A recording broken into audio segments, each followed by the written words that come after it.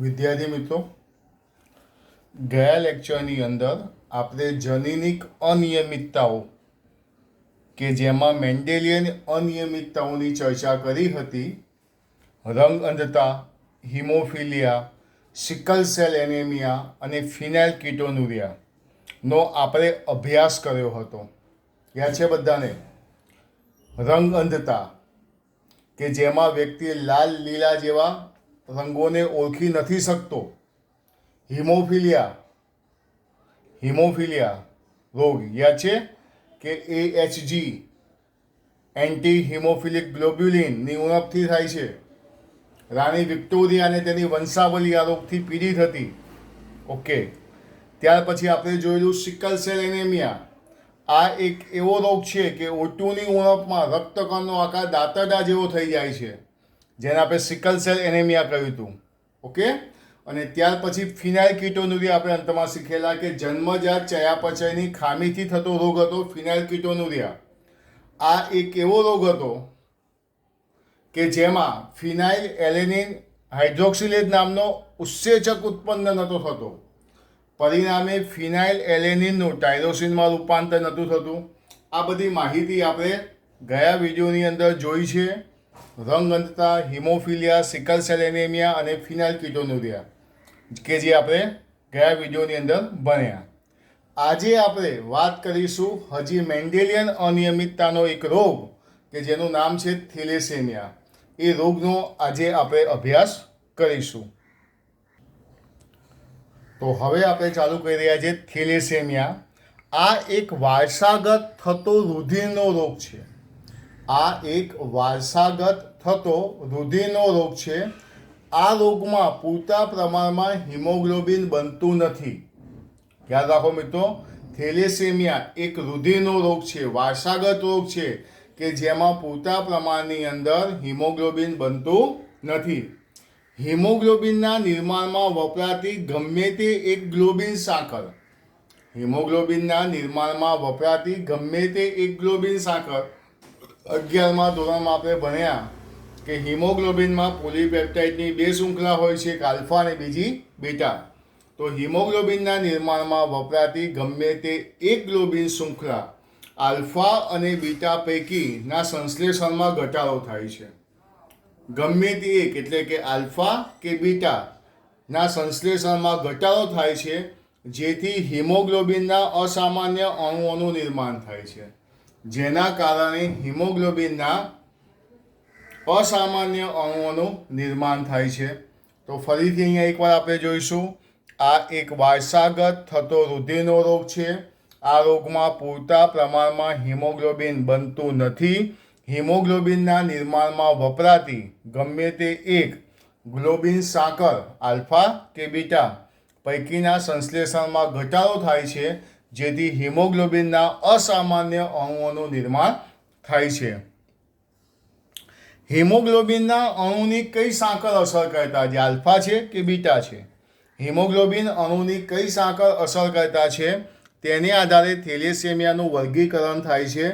એનું વર્ગીકરણ બે ભાગમાં થાય છે. એક આવશે આલ્ફા થેલેસેમિયા અને બીજું આવશે બીટા થેલેસેમિયા. પણ સૌથી પહેલાં આપણે આલ્ફા થેલેસેમિયા જોઈશું. બહુ જ ઇઝી છે, એકદમ સરળતાથી આવડી જશે. આલ્ફા થેલેસેમિયા, ફક્ત મુદ્દા ઉપર ધ્યાન આપો. તેમાં આલ્ફા ગ્લોબિન સાંકળનું ઉત્પાદન અસર કરતા છે. કયા ગ્લોબિન? આલ્ફા ગ્લોબિન સાંકળનું ઉત્પાદન અસર કરતા છે. તો ઓલવેઝ જ્યારે આપણે બીટાના લખતા હોઈશું કે બીટા થેલેસેમિયા વિશે, તો એની અંદર પણ તમે જુઓ પહેલા નંબરનો મુદ્દો, તેમાં બીટા ગ્લોબિન સાંકળનું ઉત્પાદન અસર કરતા છે. એક સાથે બબ્બે મુદ્દાની ચર્ચા કરી રહ્યા છે. પહેલામાં આલ્ફા, તો અહીં બીટા. ઓકે, તેમાં બે નજીકથી જોડાયેલા સંલગ્ન જનીનો. તેમાં નજીકથી જોડાયેલા કેટલા સંલગ્ન જનીનો છે? બે છે. બધા ધ્યાન આપજો. HbA1, HbA2 છે. તેમાં નજીકથી જોડાયેલા બે સંલગ્ન જનીનો છે, HbA1 અને HbA2, જે પિતૃના 16મા રંગસૂત્ર પર આવેલા છે. જે પિતૃના 16મા રંગસૂત્ર પર આવેલા છે. તેના દ્વારા નિયંત્રિત થાય છે. બીજો મુદ્દો થોડો મોટો પણ બહુ ઇઝી. બે સંલગ્ન જનીનો, તેમાં બે નજીકથી જોડાયેલા સંલગ્ન જનીનો HbA1 HbA2 છે, જે પિતૃના 16મા રંગસૂત્ર પર આવેલા છે, તેના દ્વારા તે નિયંત્રિત થાય છે. ઓકે, આ આલ્ફાની વાત હતી. જો હું બીટામાં તમને કહું તો બીટાનો પણ બીજો મુદ્દો તેના જેવો છે, ઉપર જેવો. ધ્યાનથી સમજો બધા કે તેમાં એકલ જનીન આવેલું છે. પેલામાં કેટલા હતા? 2 હતા. અહીંયા એકલ જનીન કયું છે? HBB છે, જે પિતૃના 11મા રંગસૂત્ર પર છે અને તેના દ્વારા નિયંત્રિત થાય છે. ફરીથી જુઓ, આલ્ફામાં કેટલા સંલગ્ન જનીન હતા? 2 હતા, HbA1 HbA2. અહીંયા કેટલા છે? 1 છે. કયું છે? HBB છે. તે પિતૃના કયા રંગસૂત્ર પર હતું? 16મા. તે પિતૃના કયા રંગસૂત્ર પર છે? 11મા. ઓકે, ચલો. અહીંયા આલ્ફા થેલેસેમિયા સાથે બીટા થેલેસેમિયાનો પણ આપણે પહેલો અને બીજો મુદ્દો તો જોઈ લીધો. હવે આપણે વાત કરી રહ્યા છીએ ત્રીજા નંબરના મુદ્દાની, એ પણ આલ્ફા થેલેસેમિયાના. તો આલ્ફા થેલેસેમિયાનો ત્રીજો મુદ્દો, તે 1 કે 4 જનીનમાંથી, તે 1 કે 4 જનીનમાંથી વધુ જનીનોમાં વિકૃતિ અથવા દૂર કરવાને કારણે જોવા મળે છે. તે 1 કે 4 જનીનમાંથી વધુ જનીનોમાં વિકૃતિ અથવા તો દૂર કરવાને કારણે જોવા મળે છે. તો આના જેવો જ મુદ્દો 1 કે 4 જ્યાં લખ્યું છે ત્યાં બીટા થેલેસેમિયામાં તમે જુઓ, તે 1 કે 2 જનીનમાંથી વિકૃતિ અથવા દૂર કરવાને કારણે જોવા મળે છે. તો અહીં તમે જોશો તો આલ્ફા અને બીટા બંને આવી ગયા. હિમોગ્લોબિન અણુની કઈ સાંકળ અસર કરતા છે તેની આધારે થેલેસેમિયાનું વર્ગીકરણ થાય છે. વર્ગીકરણ 2 ભાગમાં થાય છે, આલ્ફા અને બીટા. આલ્ફાની અંદર આલ્ફા ગ્લોબિન સાંકળનું ઉત્પાદન અસર કરતા છે, બીટા ગ્લોબિન સાંકળનું ઉત્પાદન અસર કરતા છે. બે નજીકથી જોડાયેલા સંલગ્ન જનીનો આ અને આ છે, HbA1 અને HbA2 છે. તેમાં એકલ જનીન HBB છે, પિતૃના 16મા, તો અહીંયા પિતૃના 11મા ઉપર આવેલું છે, તેના દ્વારા નિયંત્રિત થાય છે. 1 કે 4 જનીનમાંથી, અહીંયા 1 કે 2 જનીનમાંથી વિકૃતિ અથવા દૂર કરવાને કારણે જોવા મળે છે. તો અહીં મેં તમને થેલેસેમિયાના તમે જોશો તો 3 મુદ્દા મેં તમને સમજાયા. પહેલો મુદ્દો, આ એક વારસાગત થતો રોગ રુધિરનો છે. આ રોગમાં પૂરતા પ્રમાણમાં હિમોગ્લોબિન બનતું નથી. હિમોગ્લોબિનના નિર્માણમાં વપરાતી ગમે તે એક ગ્લોબલ શૃંખલાના સંશ્લેષણમાં ઘટાડો થવાને કારણે થાય છે. હિમોગ્લોબિનના અસામાન્ય અણુઓનું નિર્માણ થાય છે. હિમોગ્લોબિન અણુની કઈ સાંકળ અસર કરતા છે તેને આધારે થેલેસેમિયાનું વર્ગીકરણ કરવામાં આવે છે. 2 ભાગમાં વર્ગીકરણ કરીશું, આલ્ફા અને બીજું આવશે બીટા. આલ્ફાની અંદર તમે 3 મુદ્દા જુઓ અને બીટાના 3 મુદ્દા જે અંડરલાઈન કરેલા છે, જે તેને તમે બરોબર રીતે સમજી શકો તેમ છો. જોઈ લો બધા, પહેલો, બીજો અને ત્રીજો મુદ્દો.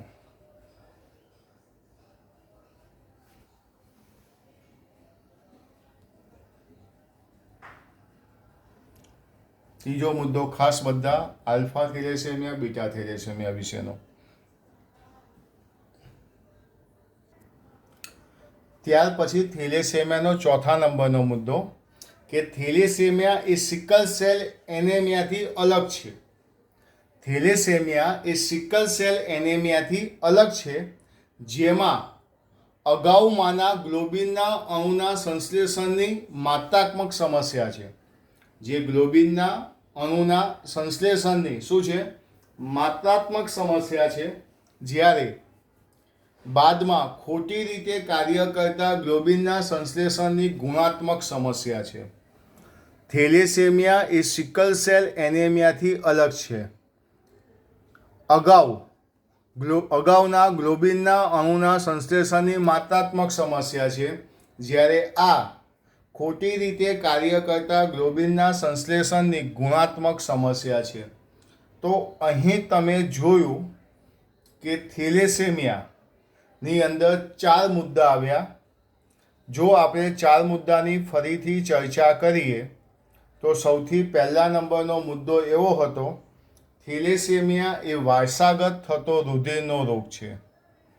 વારસાગત થતો રુધિરનો રોગ છે.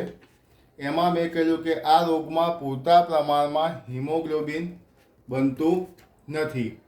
હિમોગ્લોબિનના નિર્માણમાં વપરાતી શૃંખલાઓ આલ્ફા કે બીટા પૈકી કોઈ પણ એક શૃંખલામાં જ્યારે ઘટાડો થાય છે ત્યારે આ રોગ જોવા મળે છે.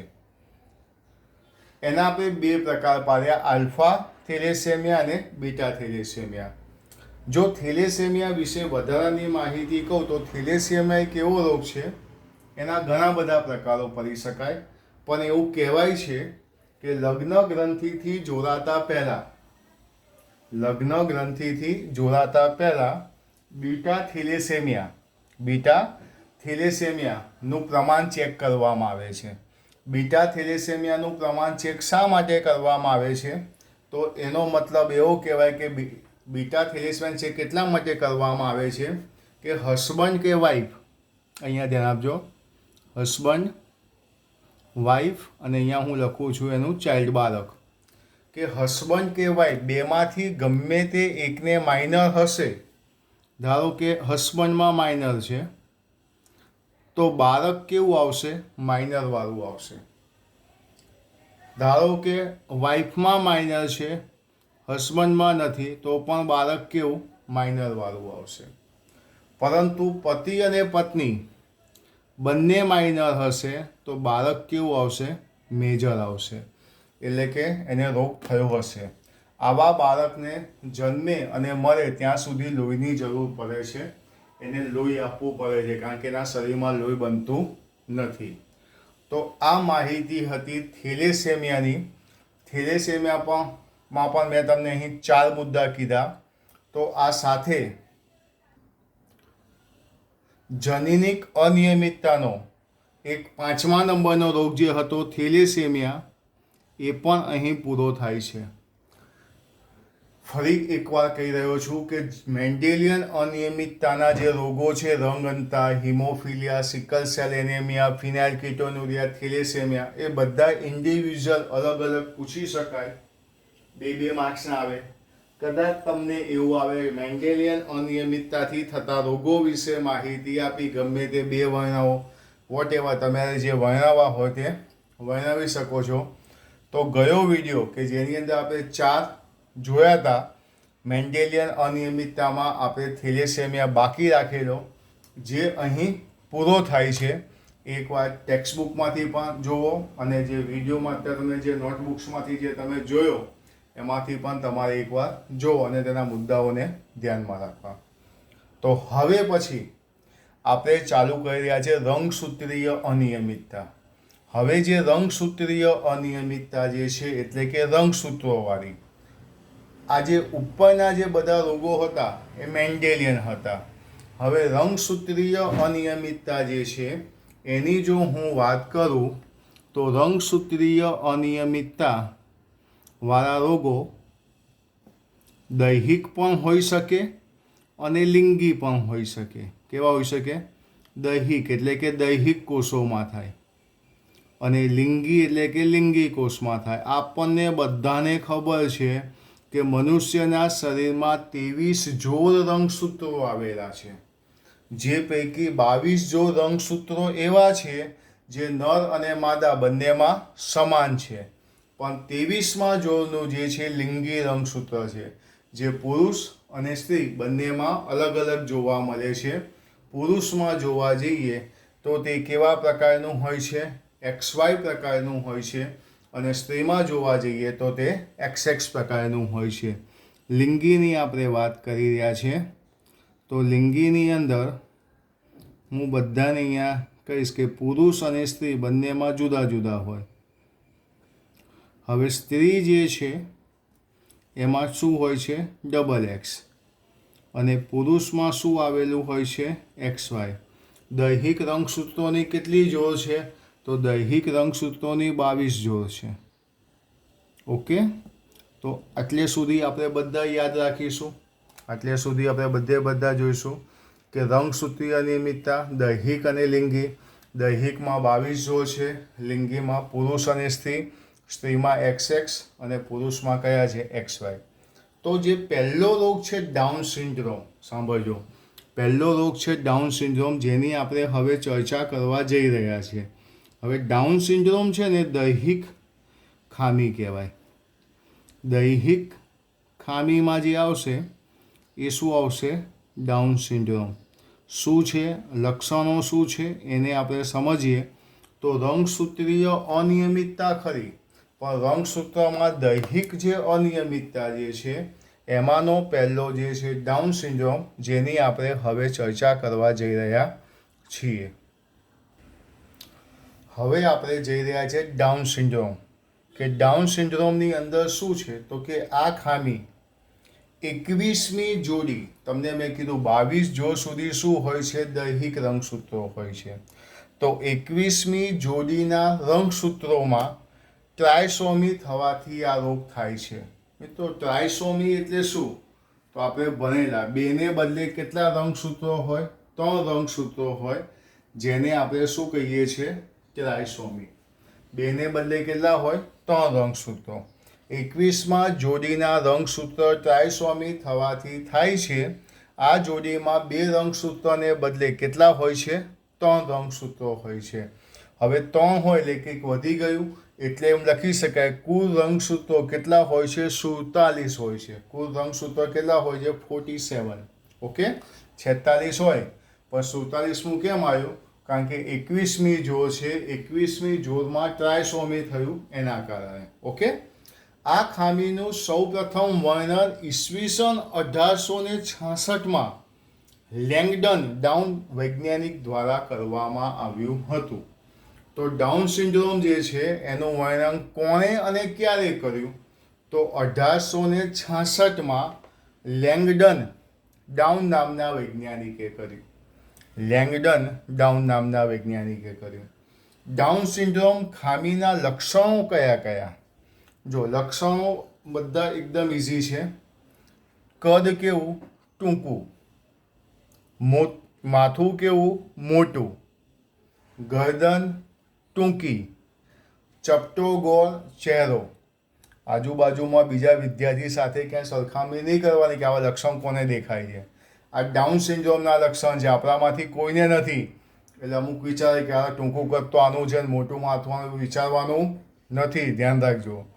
ટૂંકું કદ, મોટું માથું, ટૂંકી ગરદન, ચપટો ગોળ ચહેરો, લાંબી જાડી ફૂલેલી જીભ, લટકતા હોઠ. વિચિત્ર લાગે ને? માનસિક મંદબુદ્ધિવાળો, ઓછી સંવેદનશીલતા, પ્રજનન અંગો અલ્પ વિકસિત હોય. અને એક આ મહત્વનો મુદ્દો, મોંગોલોઇડ પ્રજામાં જોવા મળે તેવા ગળીયુક્ત પોપચા, આંખના પોપચા મોંગોલોઇડ પ્રજા જેવા હોય. અને છેલ્લે, આ તો બધામાં લખી જ નાખવાનું, વંધ્ય વ્યક્તિ. શું લખીશું? વંધ્ય વ્યક્તિ. ડાઉન સિન્ડ્રોમ 2 માર્ક્સમાં પૂછાઈ શકાય. દૈહિક કોષ, દૈહિક રંગસૂત્ર 21મી જોડી, 2 રંગસૂત્રને બદલે 3 રંગસૂત્રો આવેલા હોય. ટોટલ સંખ્યા થાય 47. આ રોગ વિશેની માહિતી સૌથી પહેલાં આપણી 1866માં, વૈજ્ઞાનિકનું નામ છે લેંગડન ડાઉન વૈજ્ઞાનિક. ખામી સંબંધિત લક્ષણો આપણે 6-7 લક્ષણ લખ્યા. ચોપડીમાં 2-3 જ આપેલા છે, પણ તમે લખી શકો ઇઝીલી. તો આ છે ડાઉન સિન્ડ્રોમ, એવો રોગ કે જે દૈહિક રંગસૂત્રો સાથે સંકળાયેલો છે. ખ્યાલ આવી ગયો બધાને? એકવાર ફરીથી જે લખ્યા જે મુદ્દા ડાઉન સિન્ડ્રોમના, એકવાર પરફેક્ટ જોઈ લો બધા લક્ષણો સાથે. Down syndrome.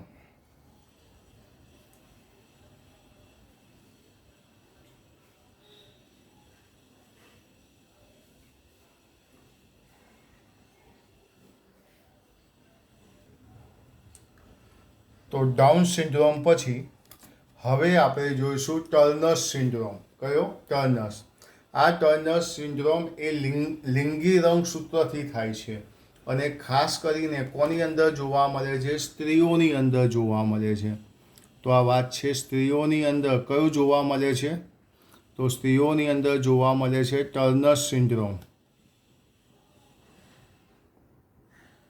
સ્ત્રીઓની અંદર જોવા મળે છે ટર્નર સિન્ડ્રોમ. આ એક એવો રોગ છે કે જે સ્ત્રીમાં લિંગ સંકલિત ખામીથી થતો રોગ છે. સ્ત્રીમાં કેટલા એક્સ આવેલા હોય? 2 એક્સ આવેલા હોય. હવે 2 એક્સને બદલે એક જ એક્સ આવેલું હોય. હવે બેની જગ્યાએ એક આવેલું હોય તો એને શું કહેવાય? મોનોસોમી. બેને બદલે કેટલા એક્સ આવેલા હોય? એક જ આવેલું હોય તો આ ખામી થાય છે. આને આપણે શું કહીશું? મોનોસોમી. તો આ ટર્નર સિન્ડ્રોમ જે છે એને મારે લખવું હોય તો શું લખાય? અહીં જોજો બધા. એકચ્યુઅલીમાં ટર્નર સિન્ડ્રોમ જેની અંદર 22 દૈહિક રંગસૂત્રો તો હોય જ, એટલે એને 22 એ તો લખવાનું દૈહિક રંગસૂત્રો, પણ વત્તા XX નહીં લખવાનું, ખાલી એક્સ લખવાનું. ખાલી શું લખવાનું? એક્સ. તો આને કયો રોગ કહેવાય? Turner syndrome. આપણે હમણાં જોયું એક ડાઉન સિન્ડ્રોમ હતું, 21મી જોડનું રંગસૂત્ર હતું અને 21મી જોડના રંગસૂત્રમાં કઈ ખામી થઈ હતી? ટ્રાયસોમી. મતલબ બેને બદલે કેટલા હતા? 3. રંગસૂત્રોની સંખ્યા કેટલી થઈ હતી? અહીંયા 47. અહીંયા તમે જુઓ ટર્નર સિન્ડ્રોમમાં 2 એક્સને બદલે એક જ એક્સ છે, એક એક્સ ઓછું થઈ ગયું એટલે થશે કેટલા? 45. 46માંથી એક માર્ક કરી નાખીશું 45, કે જેને મને 22 વત્તા એક્સ વડે દર્શાવાય છે. તો ફરીથી એકવાર સ્ત્રીમાં રંગસૂત્રીય અનિયમિતતાથી થતો રોગ કયો છે? Turner syndrome. કેવી રીતે હોય? તો કે સ્ત્રીમાં 2 એક્સ આવેલા હોય, 2 એક્સને બદલે ફક્ત એક જ એક્સ આવેલો હોય તો એને કયો રોગ કહેવાય? Turner syndrome. મોનોસોમીની ખામીથી થતો રોગ છે. હવે આપણે એના વિશે થિયરી સમજીએ.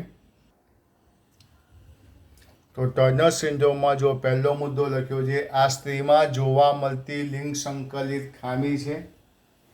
આ સ્ત્રીમાં જોવા મળતી લિંગ સંકલિત ખામી છે. જ્યારે સ્ત્રીમાં 2 એક્સ લિંગી રંગસૂત્ર XXને બદલે ફક્ત એક જ એક્સ આવેલું હોય ત્યારે આ રોગ થાય છે. એટલે કે જેને રંગસૂત્રની મોનોસોમી ખામી કહે છે.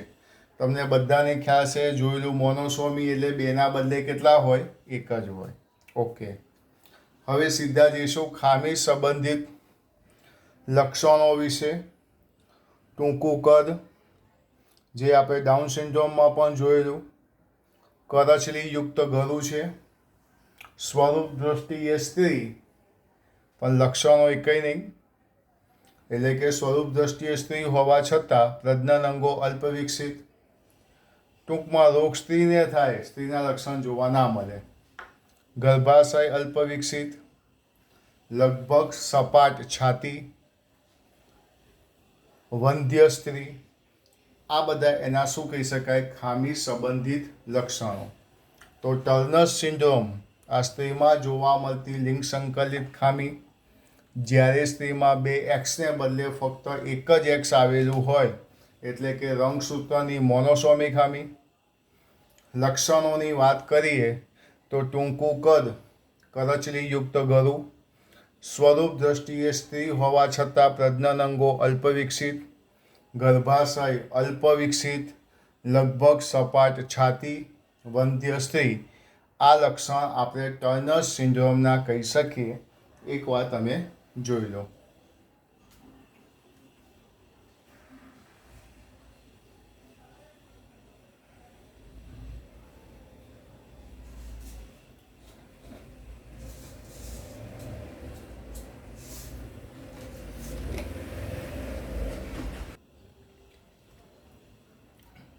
ટર્નર સિન્ડ્રોમ પછી આપણે જઈ રહ્યા છીએ ક્લાઇનફેલ્ટર સિન્ડ્રોમ. આ જે ક્લાઇનફેલ્ટર સિન્ડ્રોમ જે છે પુરુષમાં થાય છે. આ કોની અંદર જોવા મળે છે? પુરુષમાં થાય છે. પુરુષની અંદર થાય છે. એનું હું નામ લખું છું ક્લાઇનફેલ્ટર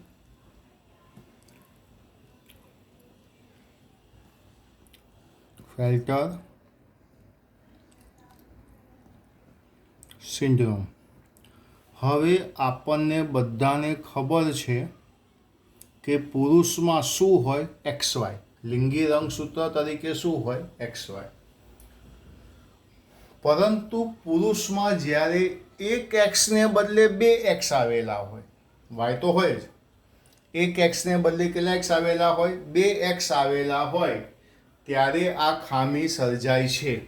હવે અહીંયા ધ્યાન આપજો, એક એક્સને બદલે બે એક્સ, વાય તો લખવાનું જ, મતલબ આ જે થઈ એ કઈ ખામી થઈ? ટ્રાયસોમીની. આ કઈ ખામી થઈ? ટ્રાયસોમી. મતલબ વધી ગયા, રંગસૂત્ર થઈ ગયા 46ની જગ્યાએ 47. રંગસૂત્રો થઈ ગયા 46ની જગ્યાએ 47. અને બીજી વસ્તુ, આનું જો મારે વ્યવસ્થિત રીતે લખવું હોય ક્લાઇનફેલ્ટર સિન્ડ્રોમ વિશે, તો એવું લખી શકું, 22 તો દૈહિક રંગસૂત્રો હોય જ, જે અહીંયા પણ હતા. હવે અહીં એક્સ, બીજો એક્સ અને વાય લખીશ. દૈહિક રંગસૂત્રો કોમન. ટર્નર સિન્ડ્રોમમાં તમે શું જોયું? બે એક્સને બદલે એક એક્સ હતું. જ્યારે ક્લાઇનફેલ્ટર સિન્ડ્રોમમાં આપણે શું જોઈએ છે? એક એક્સને બદલે બે એક્સ છે. વાય તો આપણે લખવાનો છે. રંગસૂત્રો કેટલા થઈ ગયા? 47. તો ક્લાઇનફેલ્ટર સિન્ડ્રોમ શું છે? તો એ પુરુષમાં જોવા મળતી લિંગ સંકલિત ખામી છે. પુરુષમાં એક એક્સને બદલે બે એક્સ આવેલા હોય ત્યારે આ ખામી સર્જાય છે. આ ખામીને ટ્રાયસોમીની ખામી કહેવામાં આવે છે. તો હવે આપણે ક્લાઇનફેલ્ટર સિન્ડ્રોમ વિશે જોઈએ. તો અહીં આપણે ક્લાઇનફેલ્ટર સિન્ડ્રોમ વિશે જોઈ રહ્યા છીએ કે તે પુરુષમાં જોવા મળતી લિંગ સંકલિત ખામી છે. પુરુષમાં એક એક્સને બદલે બે એક્સ આવેલા હોય ત્યારે આ ખામી સર્જાય છે, જેને રંગસૂત્રની ટ્રાયસોમિક ખામી કહે છે. તમે જોશો કે ઉપર મેં લખ્યું છે 22AA, જે દૈહિક રંગસૂત્રો છે, જે નર અને માદા બંનેમાં કોમન છે, અને બાજુમાં લખ્યું છે XXY, જે આ થિયરીને આધીન છે. ઓકે. ખામી સંબંધિત લક્ષણો. તો પહેલી વસ્તુ, સ્વરૂપલક્ષી એ પુરુષ. સ્વરૂપલક્ષી એ પુરુષ હોવા છતાં વંધ્ય. મતલબ રોગ પુરુષને થાય છે, પુરુષ જેવા કોઈ ગુણ ધરાવતો નથી.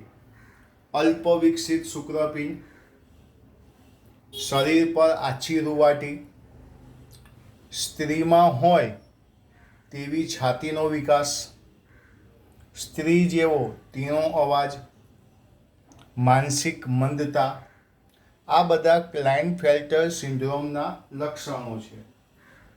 લિંગ સંકલિત ખામી જે છે રંગસૂત્રીયવાળી, કે ડાઉન સિન્ડ્રોમ, ટર્નર સિન્ડ્રોમ ને ક્લાઇનફેલ્ટર સિન્ડ્રોમ, જો ઇન્ડિવિજ્યુઅલ પૂછાય છે તો 2 માર્ક્સમાં આવી શકે છે. અને ડાયરેક્ટ પૂછે કે રંગસૂત્રીય અનિયમિતતા વિશે સમજૂતી આપો, તો આપણે રંગસૂત્રીય અનિયમિતતામાં ડાઉન સિન્ડ્રોમ જોયું, ટર્નર સિન્ડ્રોમ, અને આ છે ક્લાઇનફેલ્ટર સિન્ડ્રોમ. એકવાર ફરીથી વાંચી જાઓ બધા ક્લાઇનફેલ્ટર સિન્ડ્રોમ વિશે.